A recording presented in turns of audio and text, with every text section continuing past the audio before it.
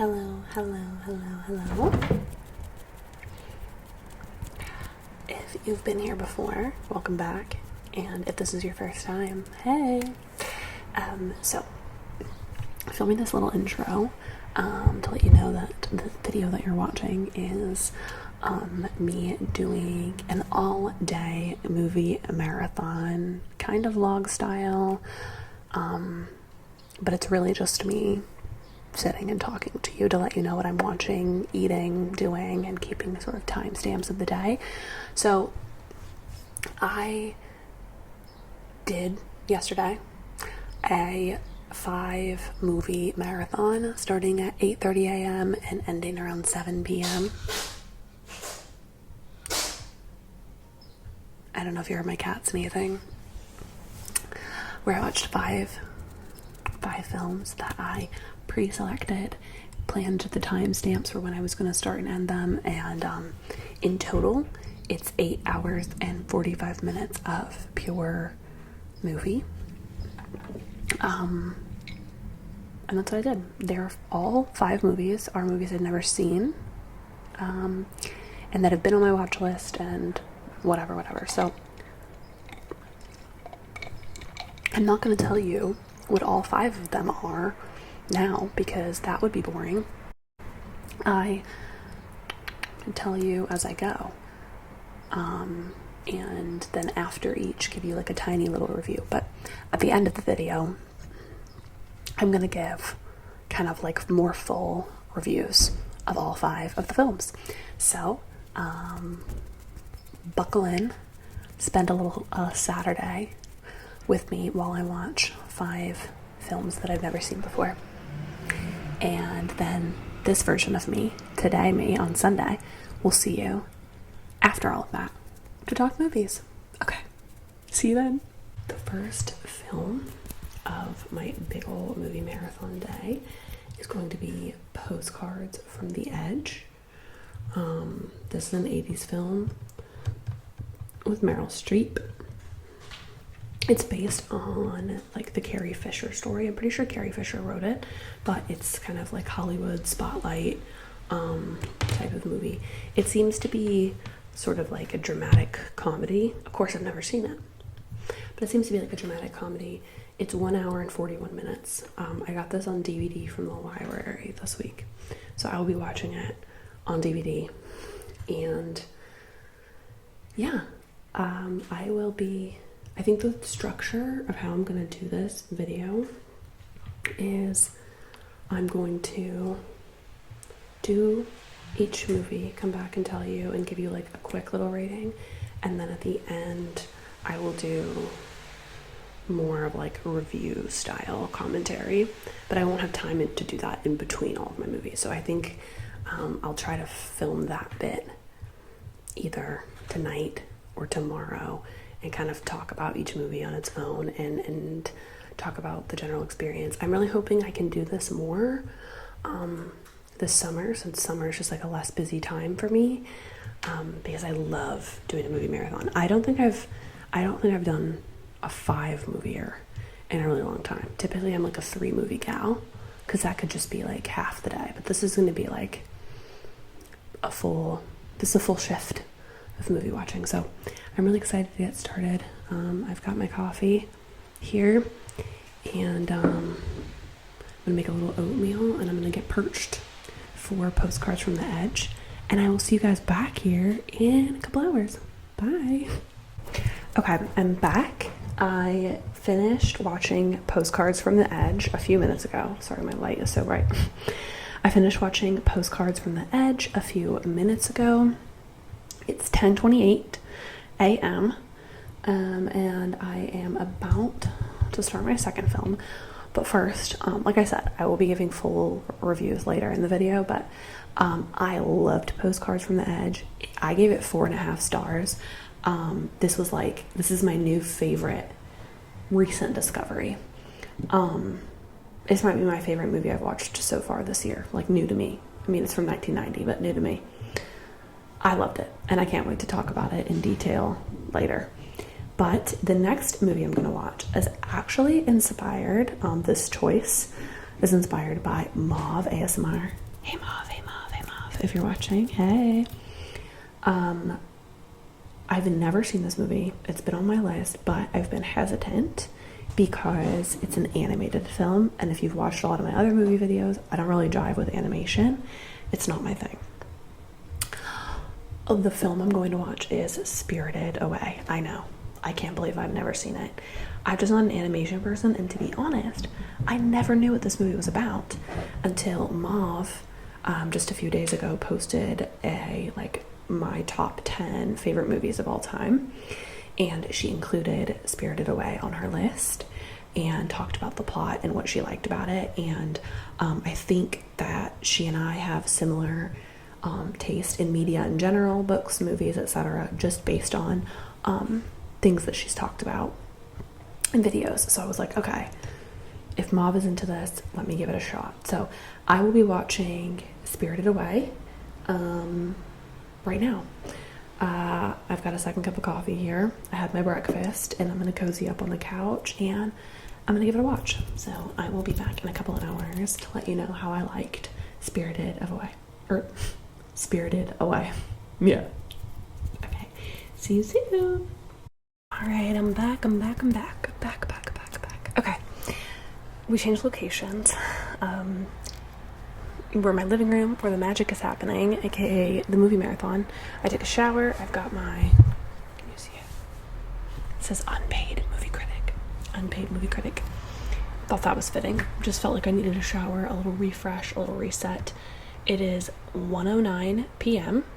so I'm pretty much right on schedule. I finished Spirited Away. Had a hefty snack and took a shower, and now we're back. The plan is to start my third movie at 1:15, so we're right on schedule. So Spirited Away, loved it. I had such a fun time. Also, one of my cats really loved it. He was sitting with me, and I swear to God, he was watching. So that was really, really fun, and definitely a movie that's like outside my comfort zone, or like not something I would normally choose. So I'm really, really happy that I gave it a try, and I can't wait to talk about it a little bit more in depth later. I watched Spirited Away on HBO. Sorry if you heard that honking, that's rude. I watched Spirited Away on HBO.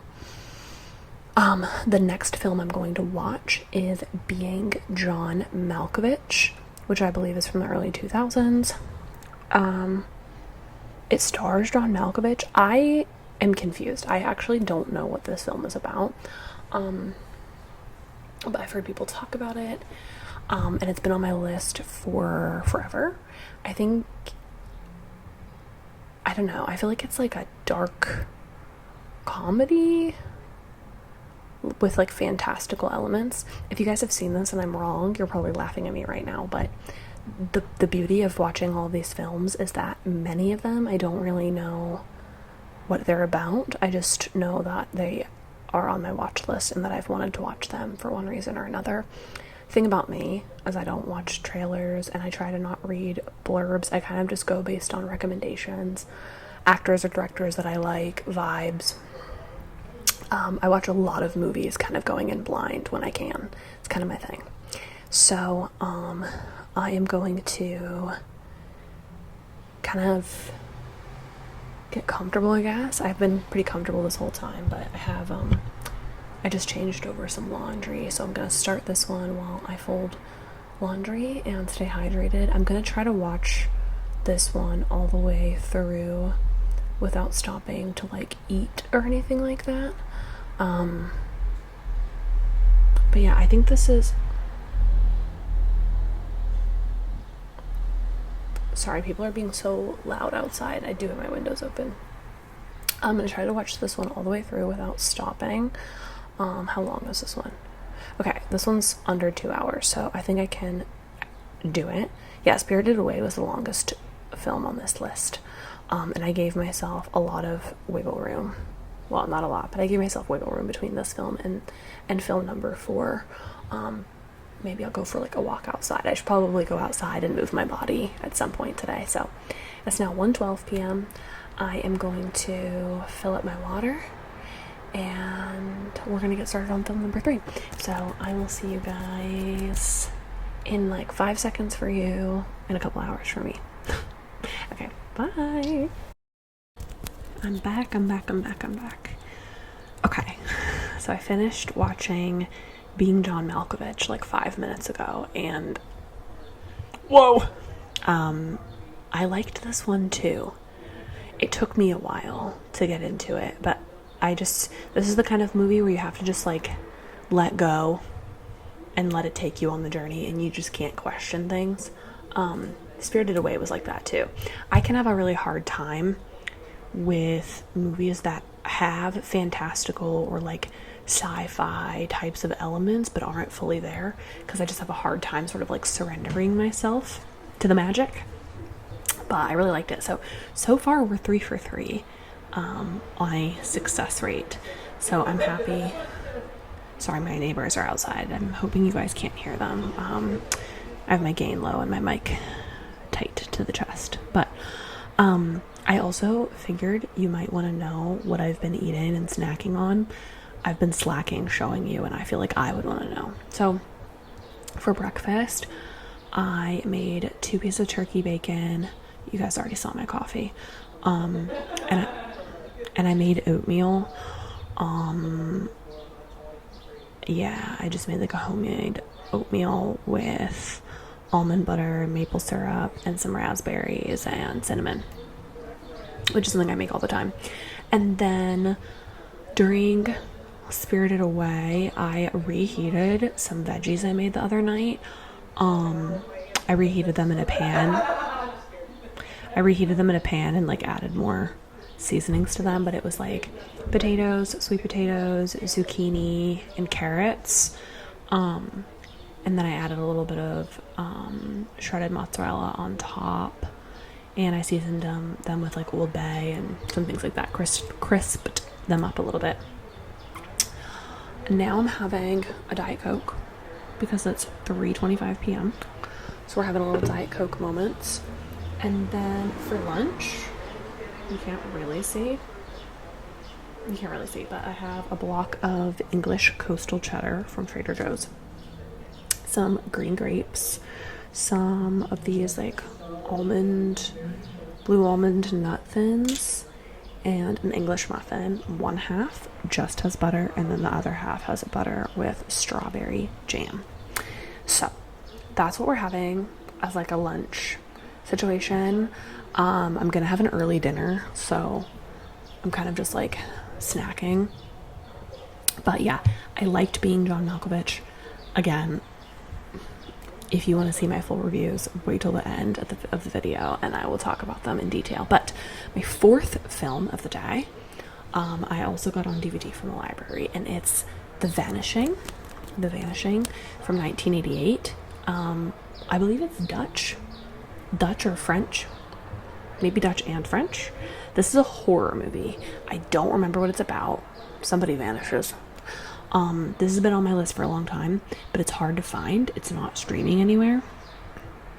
And it's a foreign language film, which I watch plenty of foreign films. Okay, maybe plenty is a stretch, but I watch foreign films, maybe one a month, we'll say. And I just have to be like in a specific mood. Because you have to be really focused. So hence the Diet Coke. I need a little bit of a caffeine injection. But yes, this is going to be the 4th film of the day. And like I said, it's almost 3:30. So we're going to get started on it. I've also like been doing laundry, so I've like in between. So I've done and folded 2 loads of laundry. So I'm feeling productive somehow. I obviously also braided my hair during Being John Malkovich. And I wanted to specify too, my phone stays in another room while I watch these movies, so I am fully immersed and focused on them. Just in case anybody was wondering. So this is like a really good exercise too in like staying focused, being mindful, and also staying off my phone. because I think we all need that. It's really easy, at least for me, on a Saturday afternoon to just spend too much time on my phone, and then it's like, where's the day gone? Versus I'm 3 movies into the day, done a couple things around the house, and it's only 3:30 p.m. So I'm enjoying myself. I will be back to chat after I watch The Vanishing, which is about an hour and a half long. So see you guys soon. I'm back. Guess who's back? Back again. Okay. I just finished The Vanishing a few minutes ago. It is 5:25 p.m. So all in all, we've run a little bit behind schedule today. I was supposed to start The Vanishing at, or not The Vanishing, I'm supposed to start my next movie at 5:15. It's 5:25. Things take time. It's been a long day. It's been a long day of me sitting here. The Vanishing, not for me. But listen, we've watched 4 movies in a row today, and this has been the first one that I did not vibe with. So we're still, we're 3 for 4. I will take that. So, again, I'll talk more about this later, but it was just like slow and not it was definitely not a horror movie. You may call it a thriller, but I was not thrilled. It was not thrilling enough or suspenseful enough to like call it a thriller. That was my thing. So it wasn't really my kind of thing. Not enough action, and not enough action plus not in English. It's just like not a good combo. So I did struggle through it a little bit, and I definitely paused it in the middle for a few minutes because I just like needed a break, needed a breath, and so that has now put me a little bit behind schedule. But that's fine. My big snack was perfect. I'm not hungry, and I'm ready to start my 5th movie. So my fifth film is Before Sunset, which is the second in the Before trilogy. My cat is like scaling the window beside me right now, so I keep looking over. I watched Before Sunrise, which is the first in the trilogy, I think last summer, like a year ago. And yeah, I just haven't gotten around to Before Sunset yet. But I've been meaning to. Everybody says that this Before Sunset is the best in the trilogy. So I figured this would be a good one to end on because it follows characters that I already know from the first movie. And it's only an hour and 20 minutes. So how perfect is that for the last movie of the day? So I'm going to get started on that. I'm still finishing my Diet Coke. I'm a slow beverage drinker. But yeah, I'm going to go ahead and watch Before Sunset, my last movie of the day, and then I'll come back and catch up with you later. So, see you soon. Bye. And I'm back. I'm trying to shift away from the sun setting, but it's 7:16. I just finished movie number 5, Before Sunset. I had to pause in the middle because my boyfriend got home and we chatted a little bit, and then I just finished it. So I started my first film of the day at 8:30, and my last film of the day, I finished at like 7:10. So we had a long full day in total, about 9 hours of actual movie watched. I think it's like 8 hours and 45 minutes on the dot. I loved Before Sunset. It's a 5-star. I welled up with tears a couple of times. I will talk more about it in a few minutes, but what a fantastic way to end the day. And you know what? I watched 5 films today. All 5 of them new to me. All 5 of them have been on my list in some capacity, and 4 of the 5 I really enjoyed. I would go so far as to say that I loved 2 of the 5.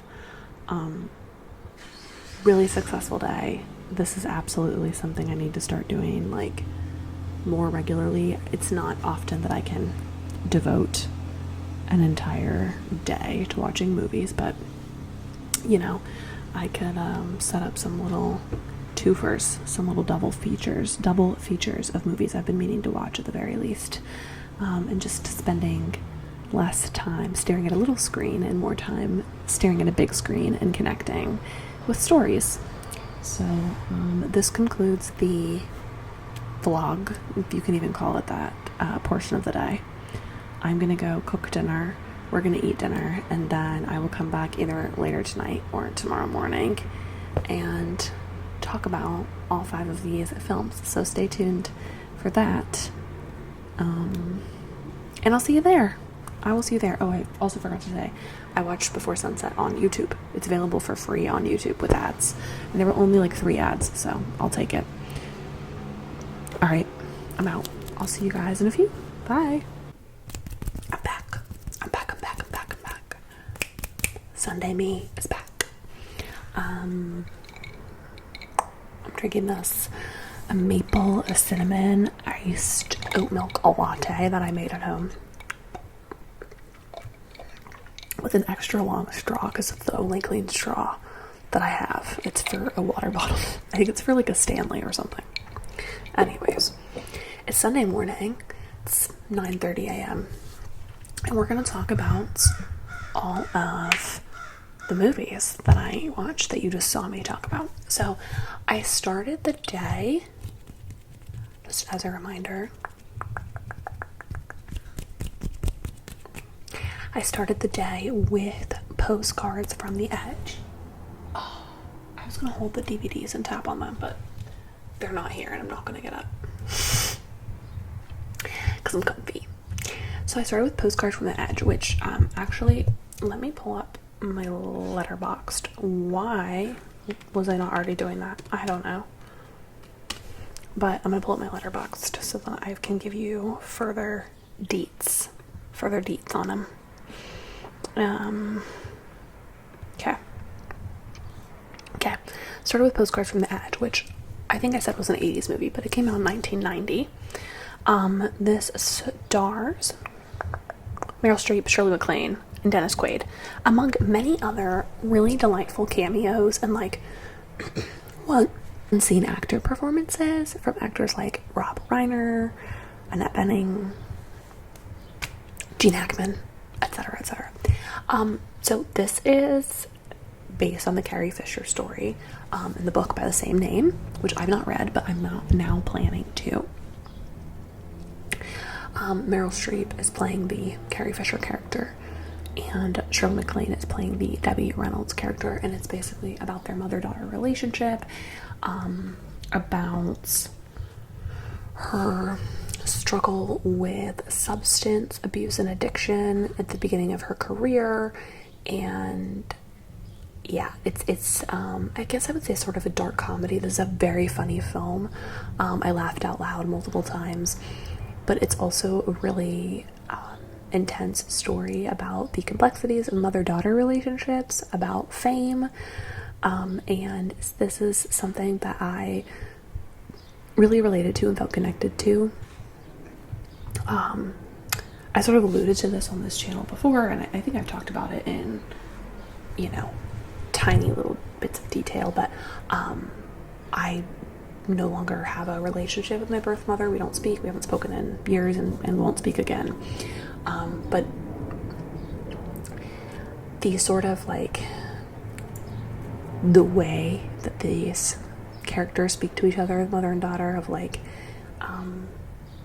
basically the mother did some things that screwed the daughter up, and the daughter brings them up, and then the mother becomes the victim, and just like it felt really real to me. And I think a lot of women can connect to this sort of mother-daughter relationship, unfortunately. But basically the gist of the film is, in the very beginning, the main character, who's Suzanne, sorry, I was thinking of her name, Suzanne, is like a young actress and toward the start of her career, but is still like a big star. So it's not like the start, but she's a star. She overdoses, she's sent to rehab, and a movie that she has signed on to make, essentially for insurance and like liability purposes, they will only allow her to continue on the film if she moves in with her mother to sort of like watch her, even though she's like in her late 20s, early 30s. And her mother is a famous actor, singer. She's also sort of like a Hollywood star.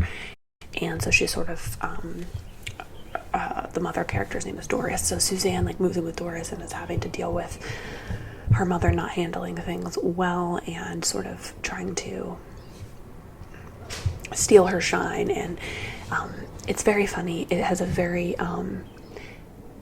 intense like family dynamic, but it's also just very Hollywood, and it's a very fun to watch.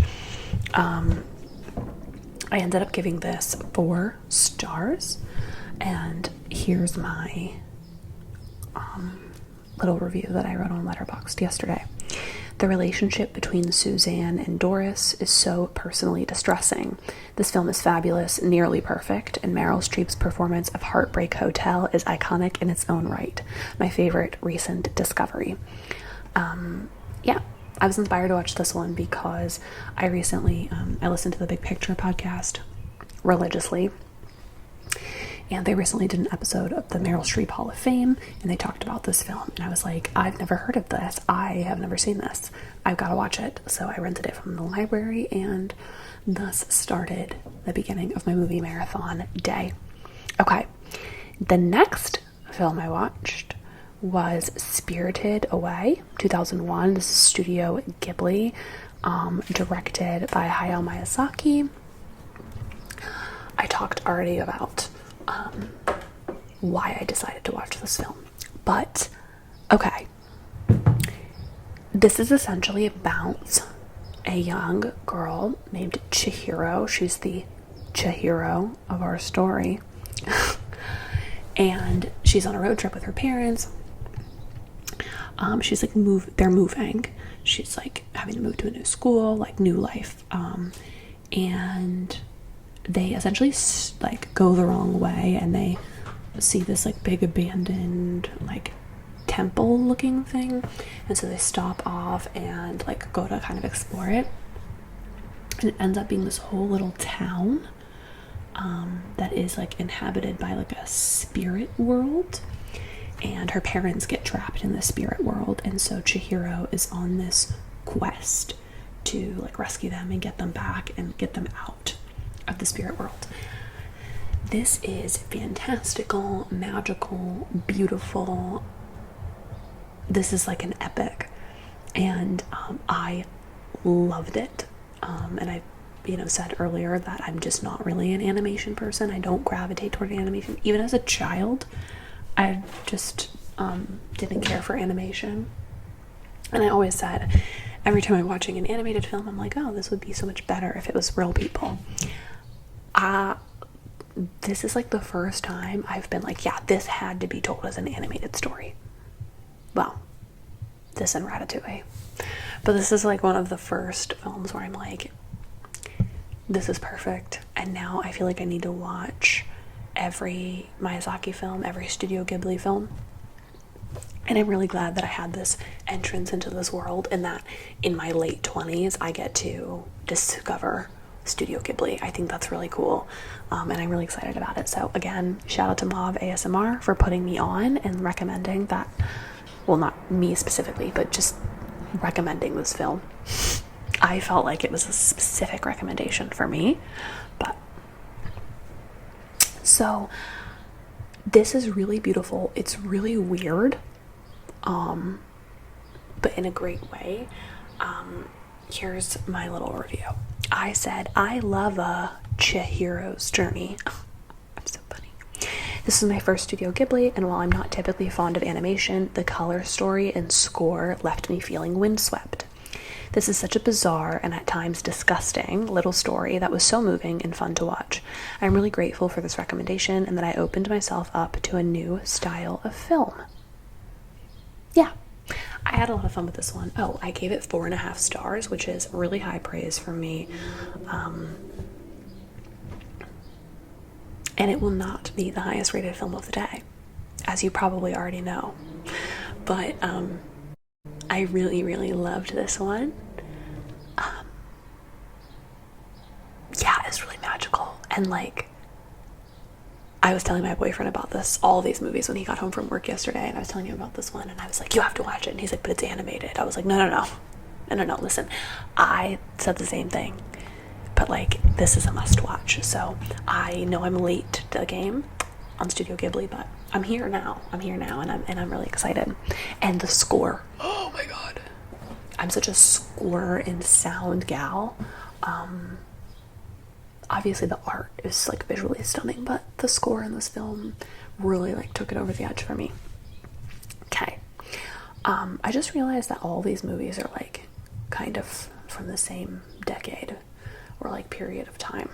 Interesting. Okay. Third, speaking of bizarre, I watched Being John Malkovich from 1999. This stars John Cusack, John Malkovich, funny enough, Cameron Diaz, who's the other, what's her name, Catherine Keener. I always forget her name, Catherine Keener. How to describe this film?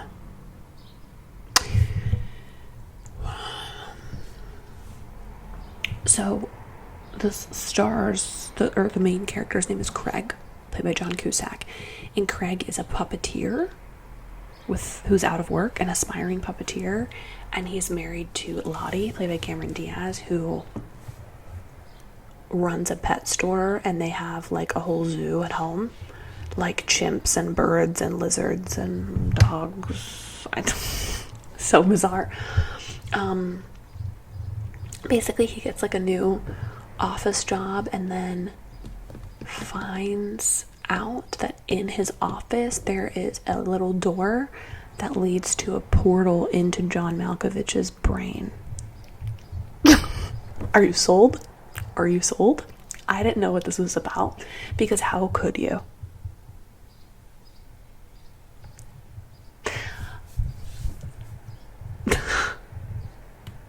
Okay. Yeah, this is like a dark comedy with obviously some fantastical / sci-fi elements. This is a very, very, very strange film, and I actually really liked it. It took me a while to get on board. I'm already like, when I rewatch this, I will love it. I know that. It just took me, I think the first half, I was kind of like, what the fuck?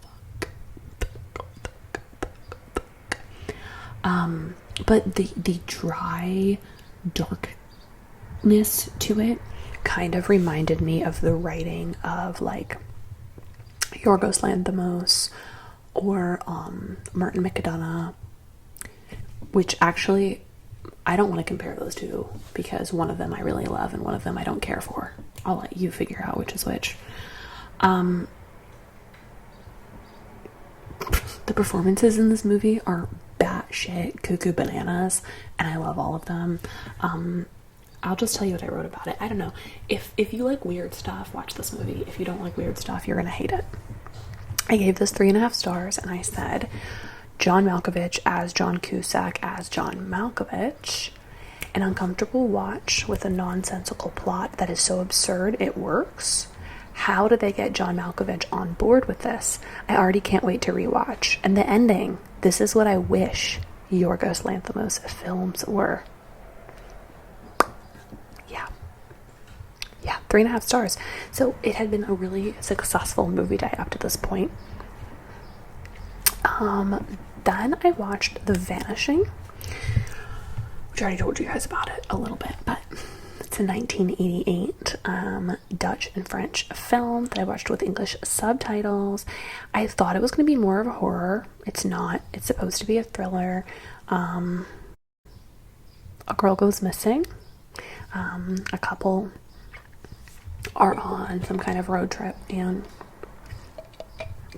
They stop at a rest stop. He waits by the car. She goes inside to get them something to drink. She never comes back. What a nightmare, right?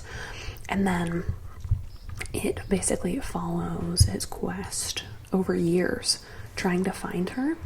But very early in the film, it switches to the POV and surrounds the guy who kidnapped her, which is an interesting choice, and I've never seen this kind of film told from that perspective in this way. So that was really different, and it made it interesting. Let me just read my review. I gave it 2 stars. There are about 15 total minutes in this film that feel chilling and suspenseful, but otherwise, snooze. I get the meaning and intensity that other people talk about with this film, because I do think it's all there, but the pacing and the way it's shot made it feel an hour longer than it is. I struggled to get through it. I'm in the minority. I think the average letterboxd rating is like 4 stars, and I gave it 2. I don't know, something felt missing to me. I didn't connect to it. Like I said, there were 15 minutes of like, whew, but I don't know. I struggled with this one, and that could be partly because it's a foreign language film, and I feel like those can be harder for me to connect to. And 2, and 2, this is my 4th film of the day, so it had been a long time of sitting still and locking in, and I think I was just kind of like, I could just feel the like setting in. I don't know if that makes sense.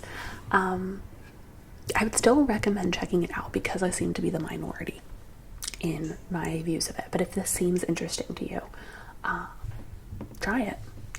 Okay, and my last film of the day, the biggest banger. Okay, it's a little Linklater film. I've heard of him. A little Linklater film by the name of Before Sunset. I mentioned in the other video, I think. So I'd seen Before Sunrise almost a year ago. I watched it last June for the first time. I remember because it was one of the last films I ever watched in my old apartment. I've been living in this house for almost a year. I think it might have been the last film I watched in my old apartment. I really remember there being boxes everywhere while I was watching it. And it had just taken me this long to watch the second one. I don't know why, because I really liked the first one. But what's so interesting is... hold on, let me tell you what it's about. I'm sorry, I get ahead of myself here. So, Before Sunset's the second one. Before Sunrise, it centers on 2 people in their 20s, Ethan Hawke and Julia Delpy. They meet on a train, and then they spend kind of like 24 really intense hours together where all they do is talk, and they get to know each other. And it's sort of this like intense love story contained within these 24 hours. It's really beautiful. And spoiler alert, kind of. Yeah, spoiler alert.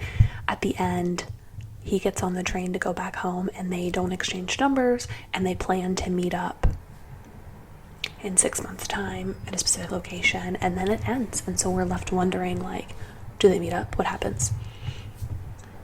Fast forward 9 years later, and this film is actually 9 years later with the same actors. Very Linklater-like. New trigger word alert. Linklater-like. They bump into each other again in Before Sunset. The main character, played by Ethan Hawke, Jesse is his name, is on a book tour. The last stop of his book tour is in Paris, and he wrote a book about this night where they met on the train and, fell in love. And Celine, the female lead, played by Julia Delpy, goes. She shows up at the bookstore, and he doesn't know that she's there. She sees that he's going to be there, and she shows up, and they've not seen each other for 9 years. And again, they sort of spend the afternoon together walking around Paris and talking. And these films are primarily dialogue and them walking around beautiful European cities and talking. And this dialogue really truly feels like real life, like real in the most beautiful artistic way. And there's just like this palpable tension and woulda, coulda, shoulda ness.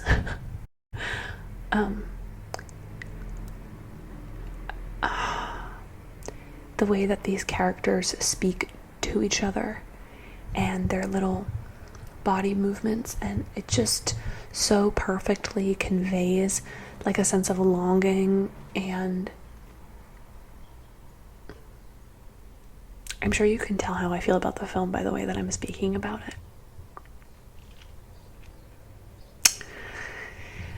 I'll read you my review. So I gave this 5 stars, if you haven't figured that out yet, if I haven't said that already. I said, the way my eyes instantly welled with tears when they're in the cab and she reaches out to touch him, but then doesn't touch him. Devastating. Richard Linklater is insane. Complimentary. I was telling my boyfriend about this movie. I every time I watch movies, I like give him the full summary, and I'm telling him about this, and he immediately says, well, when can we watch it? So we're gonna watch Before Sunrise together. I haven't watched it in a year. He's never seen it, and it's funny because I watched Before Sunrise when he and I had sort of just started dating, and now we live together and we're in love, and it's a very different I'm in a very different like phase of my life, of my love life specifically, and so I'm really eager to rewatch Before Sunrise now in my current state, but also to watch it with someone who's never seen it. And now I have to watch Before Midnight, I think, right? Is the third film. But I'll wait to watch that until I watch them, I'll wait and watch that with them together. So yeah, 5 stars. So I guess you could say that my movie marathon was a big success. 4 of the 5 films I gave above 3 stars, which is huge. I really am critical, and if you've watched any of my movie content, you know that I can be quite the critic, quite the hater, as some might say, if you're being negative. But I had the best time. I want to make more time to do this. Maybe not 5. That's literally my entire day. That was my whole day. And then it was like I cooked dinner, we ate dinner together, and then I went to bed and read my book and went to sleep. So that was literally my whole day. But I would like to do more double features, more triples. But I liked planning ahead what I was going to watch and what times I was going to watch them and how long it would take. I don't know. It planned the day for me, and I really liked that I did that. So I think I'm going to do that more. If you're inspired by this video and you do one of your own marathons, please tag me. I would love to see what your marathon looks like. Or if you have any recommendations, film recommendations for me, I'm always open to film recommendations because, a couple of these that I watched were based on recommendations from other people. So sometimes that works best, and now you definitely have a snapshot of my taste, especially if you've been here for a while. So let me know if you've seen any of these movies and what you think. As always, my letterboxd username will be in the description if you want to follow me over there. But thank you so much for watching. I hope that you're staying safe, happy, and healthy, and I will see you guys in my next one. Bye.